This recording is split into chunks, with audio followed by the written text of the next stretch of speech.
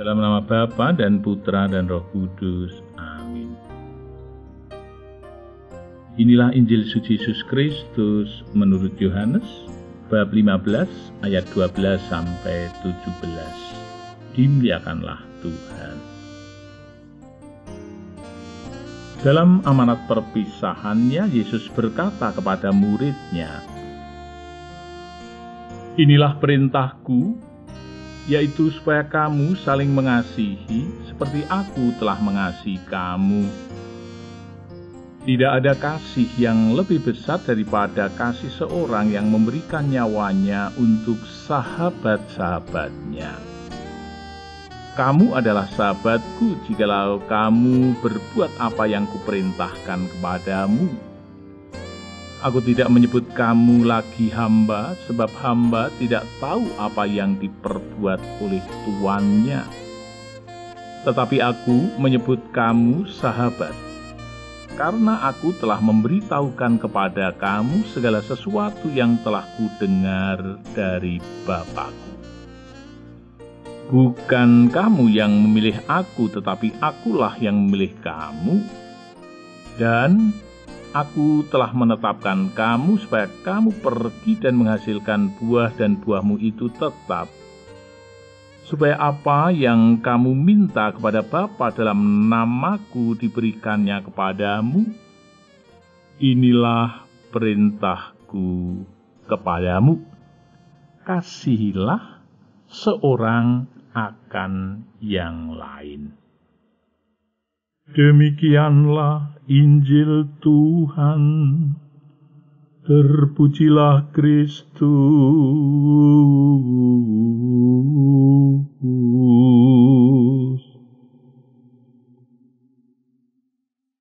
Saudara-saudara, putra-putri Tuhan yang terkasih, kemarin pagi pada saat misa online, Romo Vikjen, Romo Yohanes Rasul Edi Purwanto mengingatkan bahwa kita hendaklah menjadi penerus rasul-rasul Tuhan, menghadirkan keselamatan Allah, sehingga keselamatan itu sampai kepada banyak orang.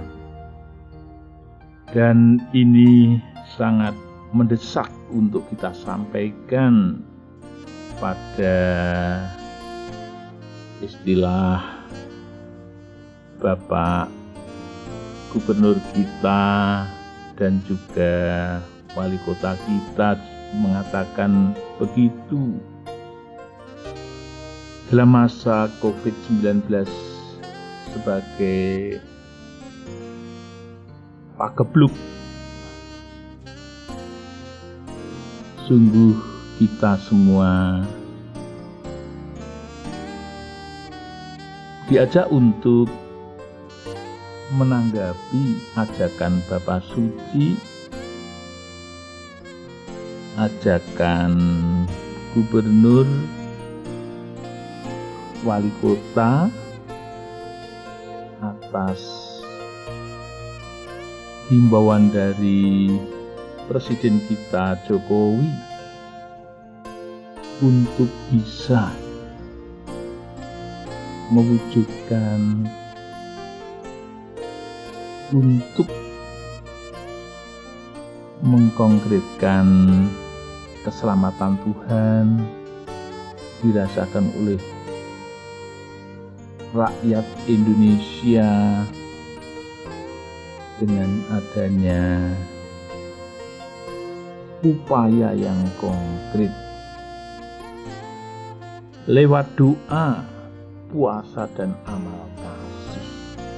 Itu pesan Bapa Suci. Dan ini sungguh ditanggapi dengan begitu sangat mengagumkan karena kemarin Kamis pagi sampai siang diselenggarakan doa kebangsaan dan kemanusiaan oleh seluruh warga Indonesia. Semua agama, aliran kepercayaan bersatu di dalam doa yang belum pernah terjadi sepanjang hidup kita. Doa yang bersatu padu di dalam menghadapi peristiwa corona itu.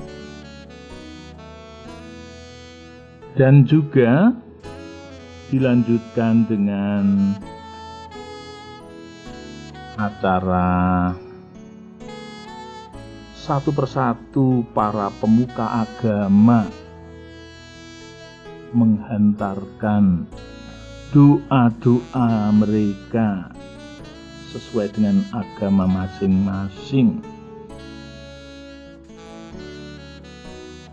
Di antaranya Bapak Kardinal yang menyampaikan doa-doanya begitu menyeluruh. Bapak Kardinal memohon agar dibentengi semua manusia dari serangan COVID itu. Didoakan juga yang sedang menghadapi sakit gara-gara corona, bahkan yang meninggal gara-gara corona pun dimohonkan keselamatan dalam doa itu. Juga yang ditinggalkan yakni keluarga, oleh karena ditinggalkan oleh yang meninggal gara-gara corona. Dan Bapak Kardinal juga mendukung dengan segala dukungan doa bagi jajaran pemerintah yang menangani dengan segala perasan keringat demi keselamatan rakyatnya. Para tenaga profesional, para dokter, perawat, dan semua yang mempertaruhkan kesehatannya demi menyelamatkan rakyat. Bapak Kardinal juga mendoakan warga masyarakat yang terlibat dengan upaya yang sangat keras, terlibat penuh di dalam menyelamatkan rakyat,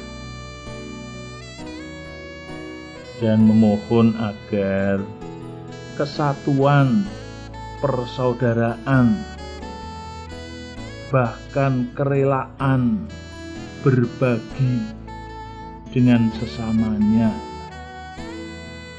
semakin subur berkembang. Yang penting, Bapak Kardinal mengharapkan bahwa kita semua bisa menjaga diri, juga merawat bumi ini dengan baik, maka sikap berserah kepada Allah itu menjadi hal yang penting untuk diutamakan di dalam kehidupan kita. Demikian juga apa yang diungkapkan oleh Bapak Presiden kita terasakan ungkapan rasa syukur atas semua unsur yang terlibat di dalam menangani COVID-19 ini.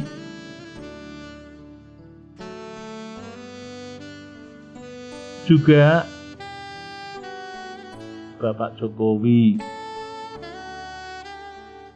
memberikan gambaran begitu luas jangkauan COVID-19 ini.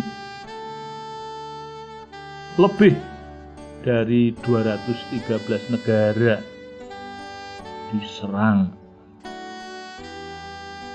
Maka yang perlu kita bangun, kita berusaha untuk tetap selamat dengan menjaga kedisiplinan kita, juga memelihara semangat solidaritas antar tetangga, antar agama, peduli dengan sesama, ikhtiar lahir batin. Ini langkah-langkah yang perlu dilakukan dengan tekun supaya bisa menghadapi ujian yang berat ini. Saudara-saudara, sabda Tuhan yang sebenarnya sudah disampaikan kemarin pada hari Kamis, sabda Tuhan ini diulang, hanya dikurangi 3 ayat, supaya sabda Tuhan ini semakin mendalam, merasuk di dalam hati kita. Inilah perintahku, yaitu supaya kamu saling mengasihi seperti aku mengasihi kamu. Perintah yang sangat mendasar. Dan ini kalau dipraktekkan, dimanapun akan membawakan keselamatan. Nah, dari itu saya sangat kagum dengan terjemahan perintah Tuhan ini, justru dilontarkan oleh Bapak Gubernur kita, Bapak Ganjar, yang menangani pagebluk corona ini dengan ajakan melakukan jogo tonggo, tanda saling mengasihi sebagai satu keluarga. Semangat gotong royong,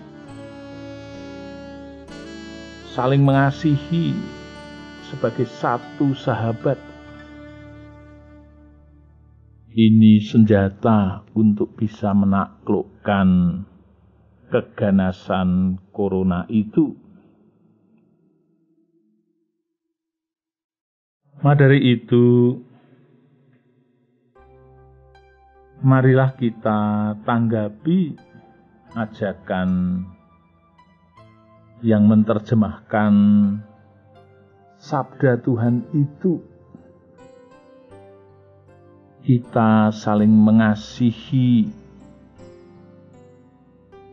karena kita ingin menyelamatkan saudara kita.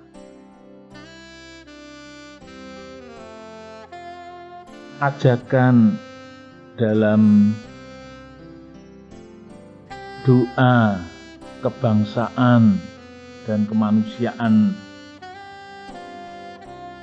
yang menjadi perhatian utama adalah doa, puasa, dan amal kasih. Ini menjadi landasan kita. Dengan doa, penyerahan diri kepada Allah akan semakin hidup. Dengan puasa, puasa itu bukan hanya mengurangi makan yang biasanya makan 3 kali menjadi makan 1 kali, tetapi justru dengan makan 1 kali itu perasaan rasa lapar itu tetap kuat. Merasa lapar itu kalau dialami lalu akan menumbuhkan kelemahan diri pun bermunculan. Mau ingin menikmati makan yang enak-enak semakin kuat. Juga ingin marah pun kuat. Ingin berbuat, mengejar kepuasan pun kuat. Jengkel dengan orang lain pun gampang. Ngomong ke wong liya mudah, dan aneka macam bermunculan.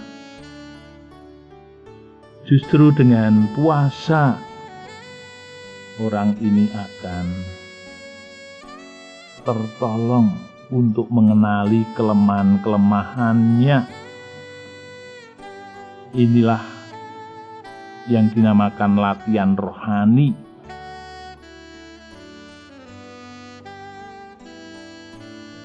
Yang selanjutnya, justru dengan puasa itu menumbuhkan bela rasa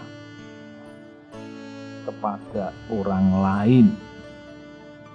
Ternyata banyak orang yang merasa lapar dan tidak diperhatikan itu cukup banyak.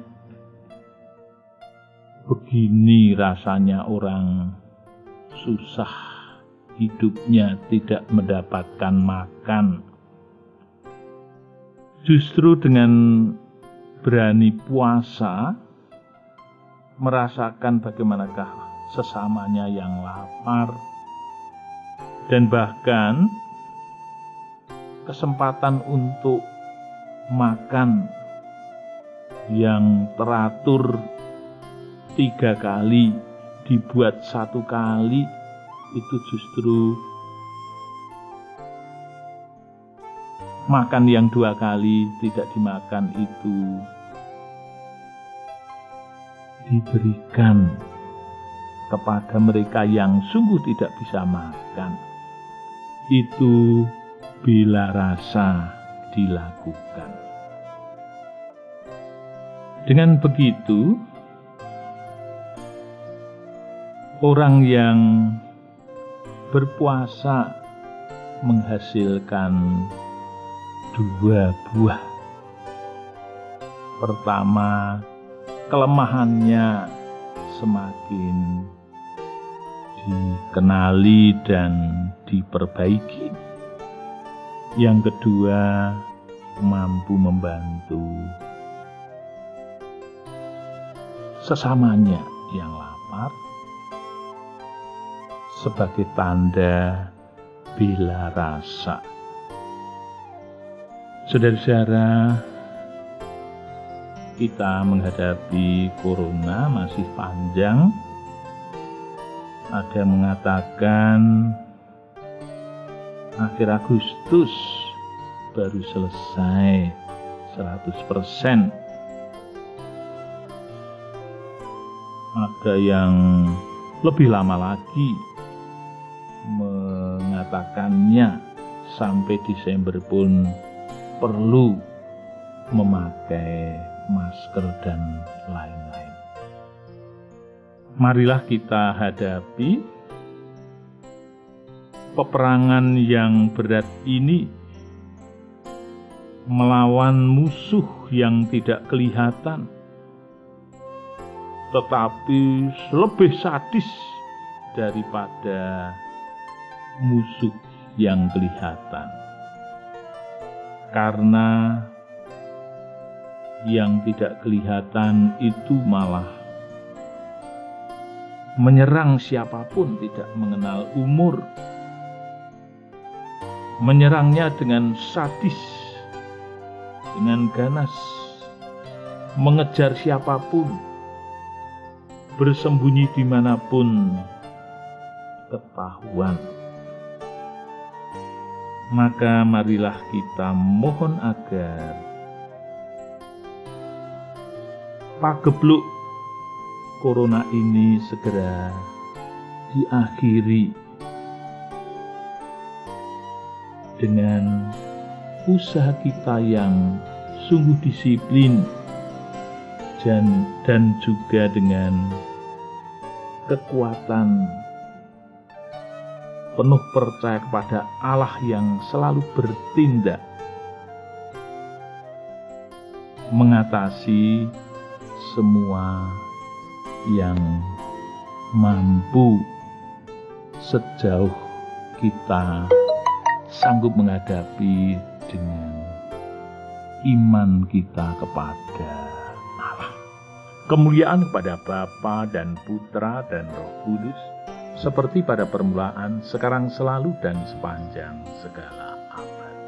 Amin.